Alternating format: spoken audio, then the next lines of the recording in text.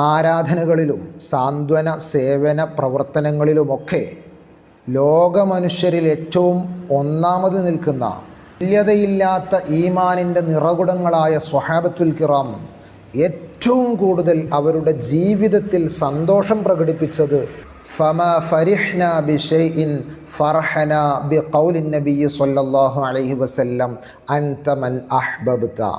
നീ ആരെയാണോ ഏറ്റവും കൂടുതൽ പ്രിയം വെക്കുന്നത് അവൻ്റെ കൂടെയായിരിക്കും നീ ഉണ്ടാവുക എന്നർത്ഥം വരുന്ന ഹബീബ് സ്വല്ലല്ലാഹു അലൈഹി വസല്ലം തങ്ങളെ പ്രേമിച്ചാൽ മുത്തുനബിയോടൊപ്പം നിനക്ക് സ്വർഗം പുൽകാമെന്ന ആശയം വരുന്ന ഹദീസ് ഇറങ്ങിയപ്പോഴായിരുന്നു ആ സന്തോഷ നിമിഷമെന്ന്.